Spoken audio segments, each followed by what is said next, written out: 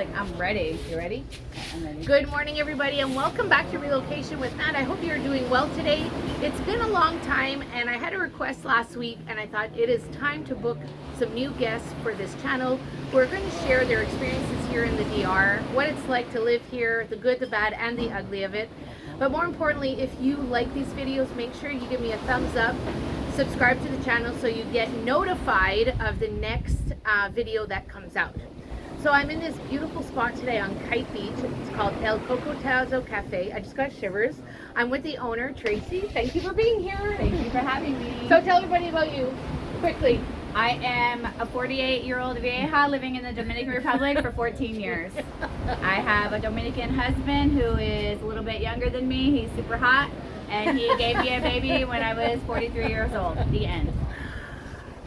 I guess we're done now. That is the best intro I've ever gotten from anybody. But you know what I like about it? There's pride in it. Yeah, I like There's it. a lot of pride. The Dominican Republic changed my life. It did. How? Well, I always say God sent me here to learn patience. Because I'm American, goodness. I'm a strong American woman. Yeah. I lack in the patience department. So when I didn't learn enough, he gave me a Dominican husband. And then I still didn't learn enough, so he gave me a Dominican baby. And yeah, so I'm still on the road to learning patience. I think this country does teach you patience, because I know somebody canceled on me. If somebody would have canceled on me in Canada, I would have been pissed. We booked this, how can I cancel? Here, people cancel, and I'm like, oh well. Next time, next week, we rebook. It's all good. Yeah. But also, when we first arrived, I remember we didn't have a car, so we'd book a taxi. And if we booked it at 9 a.m., it would come on time. Book it at 4 p.m., you were lucky if it came at all. Yeah. And I remember, I mean, my blood used to boil at the lack of, like, decency. Yeah. And now I'm more like, oh well. Yeah, you plan those extra 15, 30 minutes for that kind of stuff. So most of the time when I chat with people, I always want to know, like, obviously patience you've shared, but what are the things that you love about this country? And your perspective is much different. And you said that before we got on camera. Your husband's Dominican. You don't live in a fancy community with gates. Yeah. You live in the barrio. Yeah, well, I live in a Dominican neighborhood. I wouldn't call it the barrio. I have lived in the barrio. I think a barrio is more like when the houses are like close together. You know what I mean? I live in a neighborhood with mostly Dominicans. Yeah. It's not gated, but it's in a lovely house. I got really lucky on that. But I'm used to hanging out in Cabarete, where, you know, the income level, let's just say, is different than in Santiago or Santo Domingo. Yeah, absolutely. And you just said something interesting. I know you've already done the video on it, but please tell the viewers, how do you say this lovely town? Oh. I mean, I'm still American and all, so, you know, I might have an accent. I don't want to act like I'm the, like, professional linguist here. But it is Cabarete. Not cabaret, not cabarete, but Cabarete. You gotta just roll your R a little bit. And there's in French we would say there's an accent on the end that makes the A sound. Yeah, Cabarete. Yeah. Cabarete. Cabarete. Cabarete. And is it okay to correct people? I think most people would want to know if they were saying it wrong. I understand that people have a hard time rolling their R's, so I think like the cabarete thing is like, you know, soft R. It's that, you know, cabarete is better than cabaret. So you have all been put on notice now. It's Cabarete. Cabarete. Excellent. Yes. So what are your loves of Cabarete in the area? Like, do you have like some really... Well, my first love was kiteboarding. Okay. Well, and you have a school. I have a kiteboarding school, yes. Yeah. And my husband was one of the first Dominican pro kite surfers. So that's what actually made me stay here with kiteboarding. Yeah. And I just kind of like fell in love with the culture from there. I was really just taken aback by the kindness of people. You know, it took me a really long time to cut through the like, kind of like the beach culture is like what most people experience when they come here, which is like, you know, people trying to sell you things and, you know, whatever, people trying to get over on you, like what everybody thinks. Which most of the time it ends up being just like a difference in culture, like nobody's really trying to get over on you. Yeah. It's just things that you're misunderstanding by accident. You Yeah, know? absolutely. Hola. Bienvenidos. So yeah, kiteboarding was my first love. And then what I love most now is that Dominicans are really awesome with children, old people, and pregnant women. Really? Yeah. So when I was pregnant, I gained 60 pounds. Oh, wow. Pregnant, yeah, Okay. which is a lot. But I would be walking down the street and men would literally just be like telling me I was beautiful. Like just stopping me and telling me I was beautiful. And listen, when you're pregnant, You're not feeling so beautiful, and you've gained 60 pounds and you're swollen, you know. So like at first I was like kind of shocked, like what does that guy want from me? But it happened a lot. It didn't just happen like one time. But also you get like preference, you know, in like the banks and the grocery stores and stuff like that. So old people. Yeah. Old people. Would you call them old people? Is that nice to say? The elderly. Elderly. The I elderly. don't know what's politically correct Yeah. anymore. So when you're elderly, we just call them viejos here. Yeah. So when you're not viejo. Come on. You're 48. I'm 48, but my husband calls me vieja. So. Oh, does he really? Yeah, That's a term of endearment. Yeah, it's just like when you're like, it's like when you're in the States and you're like an old redneck and you say, hey, this is my old lady. Hey, I wanted to introduce you to my old lady. Stop it. That's what I think of it as. He like loves me, right? But that's just like what they say is, hey, this is my old lady. And you're from a southern state, Yeah, so exactly. the weather is not exactly what brought you here. No. I'm originally from South Florida. Yeah, so it's already pretty warm there all the time. Yeah, I just Googled dog-friendly places in the Caribbean, and I ended up here. Oh, Yeah, I didn't come here for the kiteboarding, okay. but I did stay for the kiteboarding, and I ended up, I taught English for 6 years. Yeah. Sometimes I would have like 5 students, sometimes I would have 15 students, and I did that twice a week. Yeah. And that really gave me a lot of intimacy Yeah. with the, not intimacy, but you know. Yeah, intimacy, with the guys, because there was a lot of like, the guys who are shy, even though they don't seem like they are, there was a lot of like, look at my mouth, look at my tongue. Yeah. We're gonna like pronounce Yeah. these things, and in order to pronounce things correctly, you have to do a lot of things like that, you know. Yeah. And so that was a really interesting way to gain trust, and I didn't know that was happening. Mm-hmm. But it gave me a lot of intimacy with the local guys on the beach, and it also taught me Spanish, because in order to teach somebody an English word, you have to muster up all the words that you can think of to give the definition. Or Right? you have to string all those words along to be understood. Yeah. Yeah. So I learned Spanish, well, along with like drinking around, you know, which loosens you up a little bit. It does, yeah. You get really brave. Yeah. There's some liquid courage there for Yeah, sure. yeah, yeah. Absolutely. Yeah. You know the full language after a couple of mojitos or Yeah, totally. And you're rums just like or- spitting tigaraje all over the place. But there must even, okay, so before I get to that point is, you said you taught English, you have a kiteboarding school, you also have this wonderful restaurant. Yeah. So, you know, to the people who go online, and I see you answer online a lot, and I love your answers because they're eloquent and you're not diminishing anybody's question. And I love that because there's so much not niceness online. Trolls. We call them trolls. In the internet world, they're called trolls. They're called trolls. People who want to come here, they can't work. Yeah.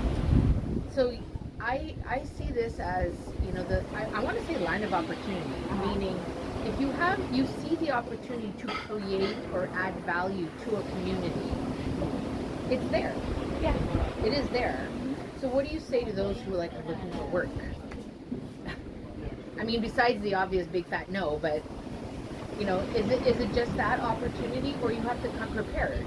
Well, you have to come prepared. Yeah. Because a lot of the ways that we are gonna, well, anyways, the salaries are super low. Yeah. You know, the average salary around here is somewhere around $300.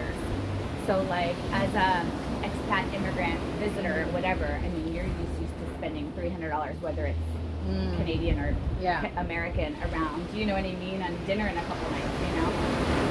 So you definitely have to come prepared, because it's going to take you a while to integrate. Yeah. And get your prices lower. Yeah. And then also, if you want to make money, it involves expats and immigrants. It's really hard to just like... Or you have to go outside of the country to make money. Right, because Yeah. you're not just gonna go like be a bartender and make what you're used to making in the state. I was a bartender. You Yeah. know, before my background is bartending, I used to make like sometimes $300 to $500 on a lunch shift. You know Yeah. what I mean? And I did that every day, and I did that for years. But so if you're like a bartender in the States, which you're used to just like cash, you know what I mean? Like you're not gonna come here and make that. So like if your expectation is, oh, I'm just gonna do my trade over Yeah. there, you're not gonna make anything near what you're used to making. So you have to come be prepared. And did you find it took you time to wrap your head around what a Dominican makes? Because I remember thinking, like you get paid the value of like $20 a day at some cases. Like that's not a lot of money in our North American world. Yeah, I was just teaching. Well, okay, to answer your question, it's like I didn't understand it at all. I'd never even thought about it because I was just not thinking because I'm apparently like that selfish. Like I would, if I invited people somewhere, like I had the concept, like if I invited my friends, my local friends somewhere, like I had to pay. Yeah. Like it wasn't nice. It wasn't nice for me to invite them somewhere that I would go and then not offer to Expect pay. them, You know what I mean? Because I just remember more like when I was a little kid, I grew up like really poor. Mm-hmm. And I got invited to places where like my parents couldn't pay for it. And we just had to say no. You know what I mean? So I still have that like little girl feeling of like it's not nice to like invite people or ask them to do things where like they may not be able to afford it, you know? Yeah. But I really didn't understand until I had the restaurant and I gave out salaries.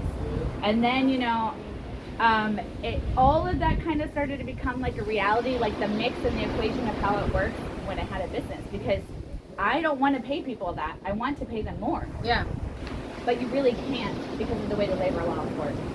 Yeah. You know, they get double pay on holidays, they get liquidation. You can't even fire somebody without liquidating them. Yeah. They get a full month's pay for Christmas. If they get pregnant, they get pregnancy pay. If they're sick, So you gotta there pay are them. labor laws that you need to follow. Oh yeah, and they're strong and they benefit the. Good. Well, the I mean, employees. I think that's good.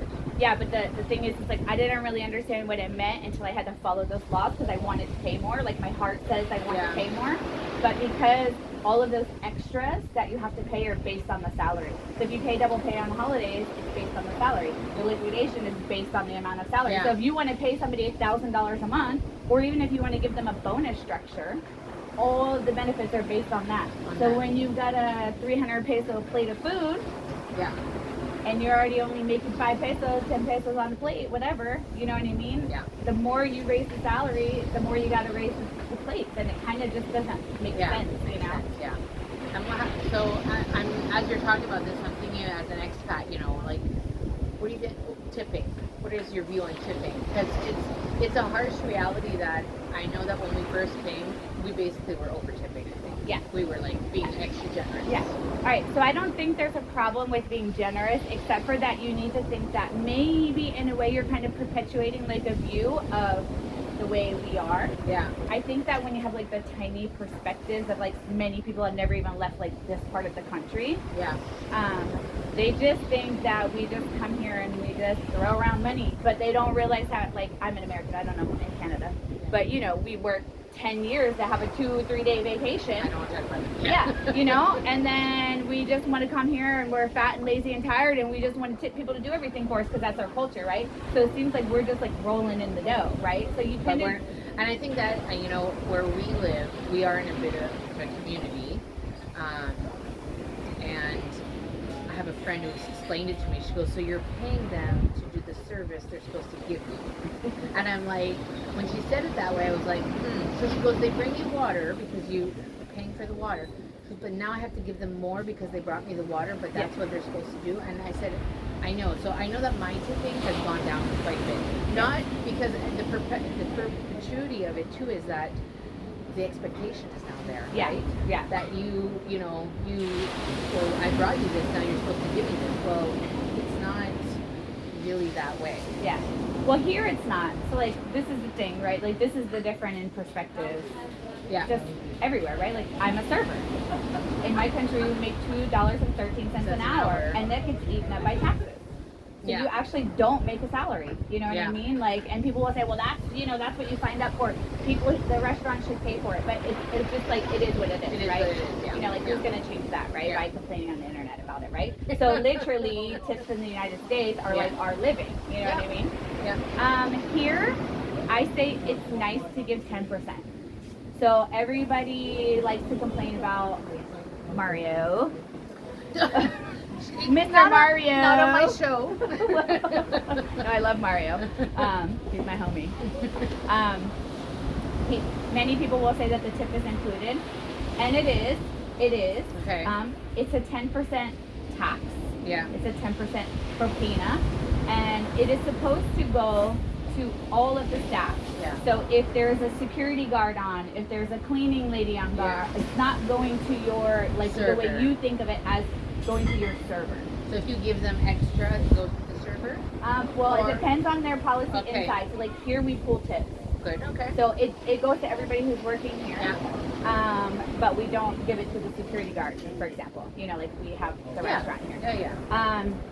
The other thing to think about with that is if you only expect that they get the 10% legal tip tax, whatever you want to call it, then you're giving the trust to the owners that are supposed to distribute it.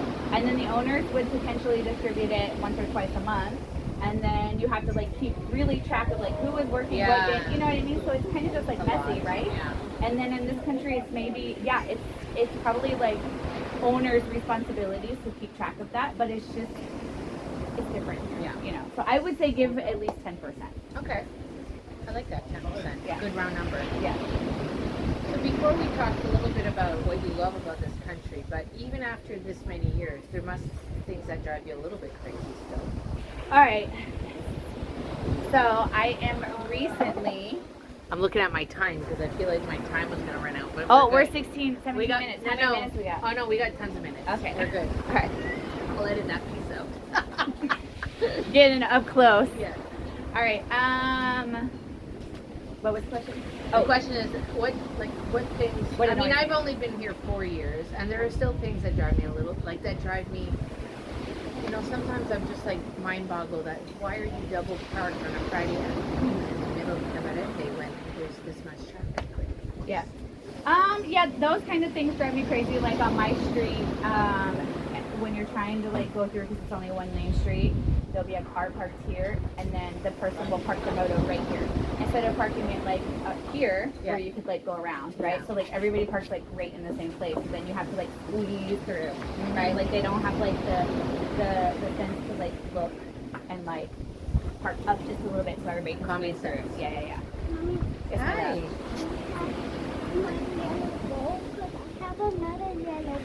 Yes, you can have any yellow bowl you want.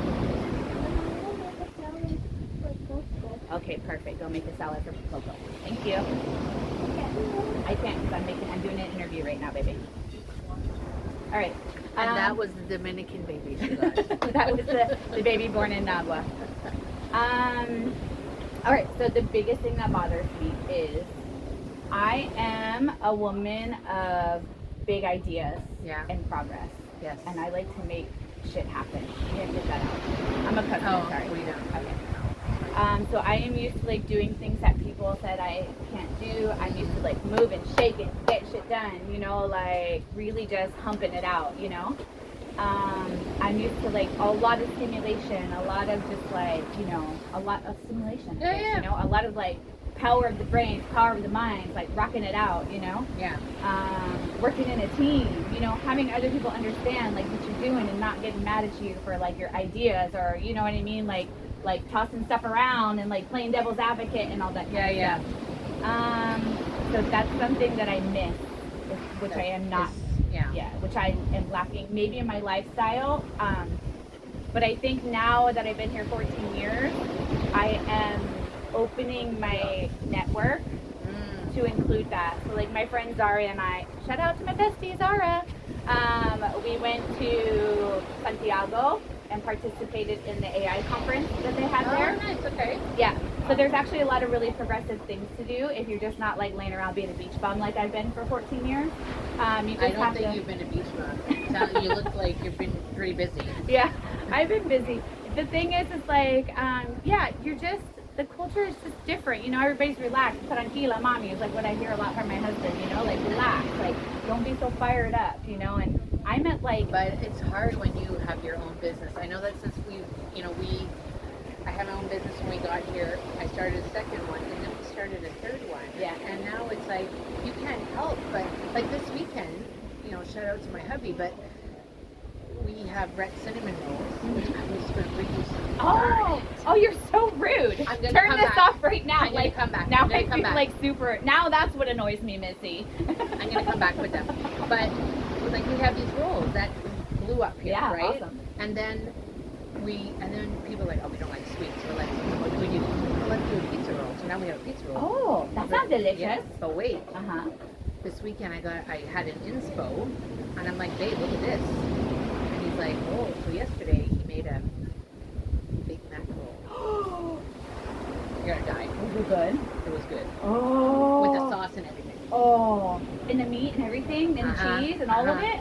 Ooh. I'll bring it on. Yeah, yeah. So you do all this, and it's like, you can't help but having your brain go. And one of the things that I realized being here is that I don't stop. Yeah. And I have a friend who said to me, well, do you take any time off? I said, what do you mean? She's like, you ever just stop?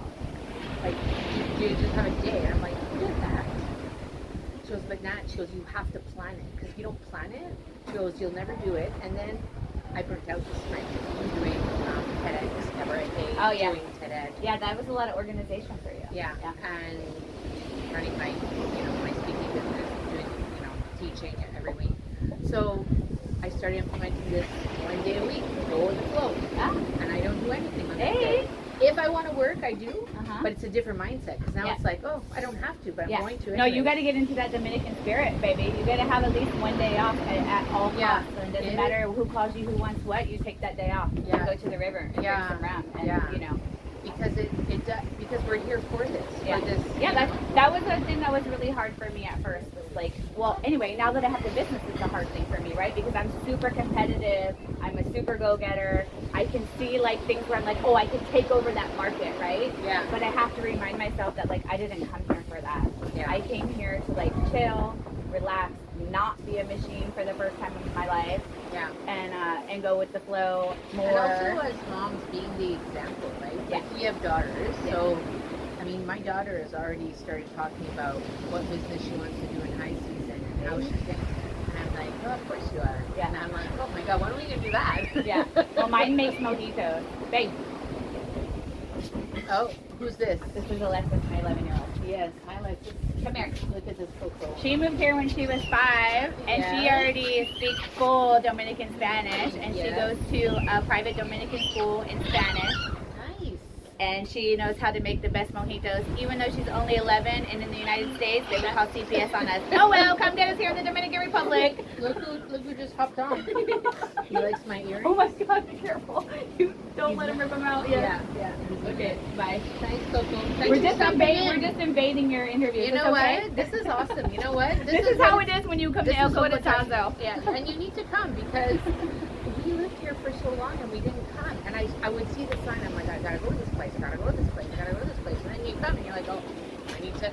We come here. We know. I've been doing co-working here a couple of times last month, and it was fun. Brought a friend who'd never been, and she was like, "This is nice. Like you sit down. This is your view. Yeah. Sometimes you get stuff done. Sometimes you get less stuff done Yeah. because you get mesmerized, by the what's view. going on. Yeah. But it's the idea that, it's so easy to stay in the house. Yeah. Even I've come with my husband because you just need that change. Yeah, no, You need it's that nice change. to like get outside, see some blue sky. Yeah. Yeah, and you have Starlink, Yeah. which is awesome. Yeah. Well, I used to be a digital nomad, so Yeah. that's kind of like how I started here, was like working online.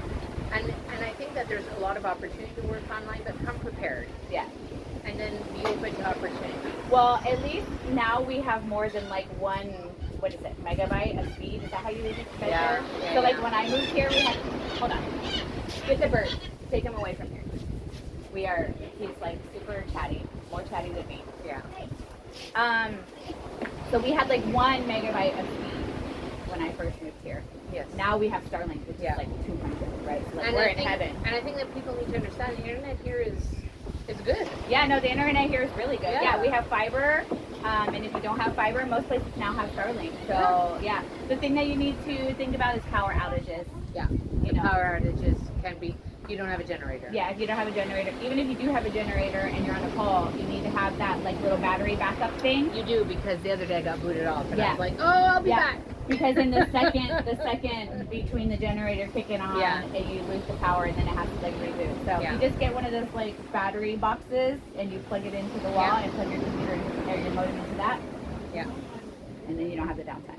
I feel like we could chat for a really long time, but if there's anything people need to know about coming here, what would be your words of wisdom? What would you want them to know? Be open-minded and be kind, but don't be a savior. Which is, I'm guilty, right? Like, it's real easy to come here and be like, oh, poor Dominican boy, let me give him a $10 tip for launching my kite.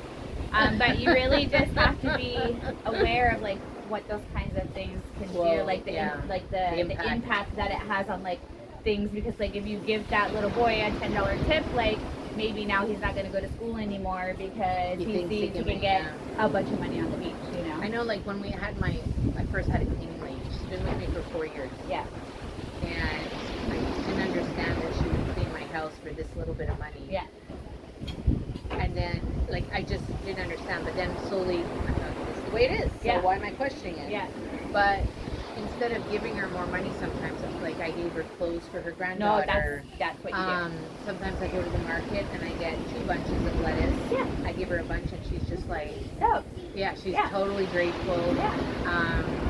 Those are the things that I feel like are the niceties that people appreciate and enjoy. You know, if you haven't seen Tracy's mango story, we're gonna link her profile down in the description. But the mango story is fantastic. Brought me a bushel of mangoes, and like, you know, it makes sense. But those are things food is. I mean, I think it's an international thing. Giving food is love. Love. You know. Yeah. But this mango story is great. I love it. Yeah. Oh, thanks. Yeah. Yeah, I was like, oh, thanks, mangoes. I love that. But then, like, in hindsight now, I really wish that I, like, understood the impact, you know, of, like, what he was doing. They're, like, his favorite mangoes from his favorite tree. Yeah. You just have to watch the video to get the whole thing, because we're, you know. And lastly, so your words of wisdom, the other one, too, I like to say is be adaptable. Yeah. Because things flip on a dime here. It's so, like, you know, fast. We went from having a car to not having a car within about a week, and I started riding a motor. Not me driving it, but me taking a motor, which I never thought I would do. Yeah. And now I'm just like, I have a guy though. Yeah. I only call that guy. No, but that's okay. You know? That's what you should do. Everybody does that. That's what happens here, right? Yeah. Like that's one of the things I love. Okay, before. Oh yeah, go. One of the things I love about here is that if you want something, you just literally call somebody and they bring it to you. Oh yeah. You know, like it's better anything. It's like better. Anything. Yeah. Yeah. We don't even. I mean, like we have Comida app here, but it's like you can just call a guy, and then you can call somebody who knows a guy, and they will literally like bring you whatever, do whatever service. Yeah. Like you kind of can easily get lazy tip here. Them, obviously. Yeah. You know, you can easily get like when I go back to the States now, I'm like, oh, they don't just like bring you whatever you need. You don't just like call a moto and tell him like I need this from the grocery store. Can you bring that to me? You know, like Yeah. Okay, so one of the reasons why I wanted to talk with you is you've had a presence online, but in the last few weeks it's gotten a little bit bigger because you joined a real estate company. Oh yes. And I feel like, well, not I feel like, I know your perspective is different from many other real estate agents who are coming here. You've obviously been here for 15 years, 14, almost 15 years. You've seen a lot go on. You've seen all this place has changed incredibly. A lot. It's gone from like party town to like family town, which I like. And I guess I'm extending this video now, but that's okay. Because it's mine. Yeah, I get to decide. You do But my feeling, and I'm not a real estate agent, is who's going to live in all these places? Yeah, no, totally. I definitely, so during COVID, we had like obviously a big burst of buyers. So they basically bought everything up on Kite Beach. Or not on Kite Beach, on the beach, any beachfront property like sold. Quickly, like sold, it's gone. Like it's not available anymore. So obviously like everybody just like saw this supply and demand opportunity and they started building. My worry is that maybe they started building or finishing too late. Because now the Canadian dollar is down. Is that true? It's still down. And one of the biggest buyers here was like retired Canadians, so their money isn't stretching as far as they thought. No. But it doesn't seem to be slowing down, to be honest. I don't know what all the big, like there's lots of projects that aren't finished, so like I don't really know what the future brings Well, with I'm that. not seeing a lot of people posting sold, you know, and that I'm not seeing, because most agents are pretty open and on with, you know, online saying, you know, but sold, you know, and I'm like, I haven't seen a lot of those ladies. So I'm curious to see what's going to happen, because all these projects that are going up, and I don't enjoy seeing all the greenery being killed. Yeah, that's something that's definitely. That part I feel a bit sad about. I mean, we've been only been here 4.5 years, and we've seen a huge change. Yeah, 4 years. Yeah, because usually they take down everything. Yeah. Put caliche down so that they can like make the ground hard. Yeah. And then if they're good, they'll put it back. You know what I mean? Yeah. But yeah, that's definitely something that they do. You know, I feel like maybe we could be on a little bubble, but I'm not sure because I don't know. So let's just say Eden.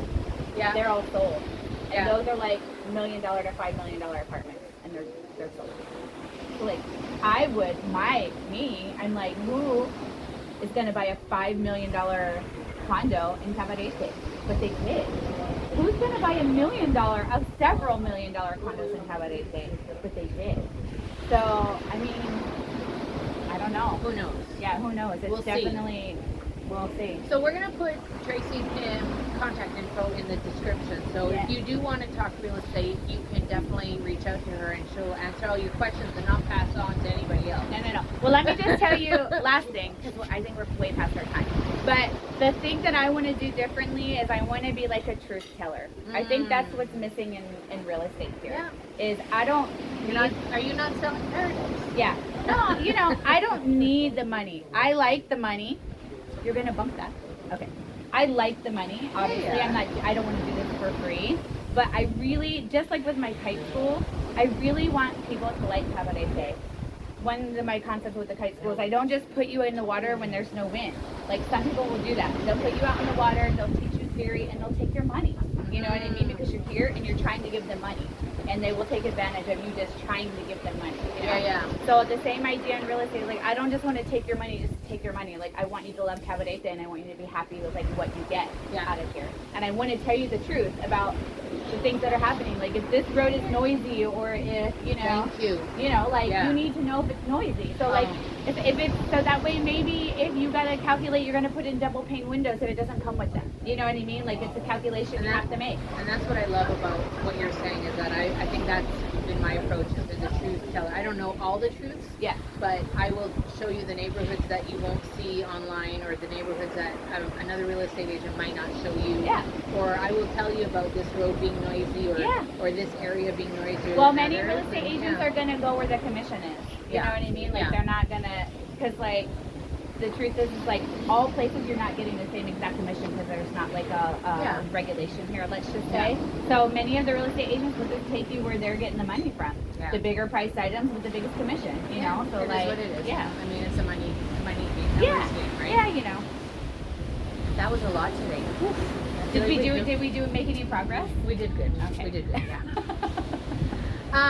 If you liked the video, remember to give us a thumbs up.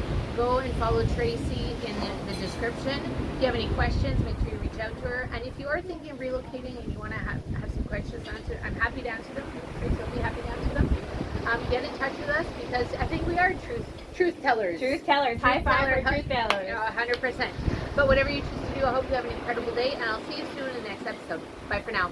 Bye. Thank you. Perfect.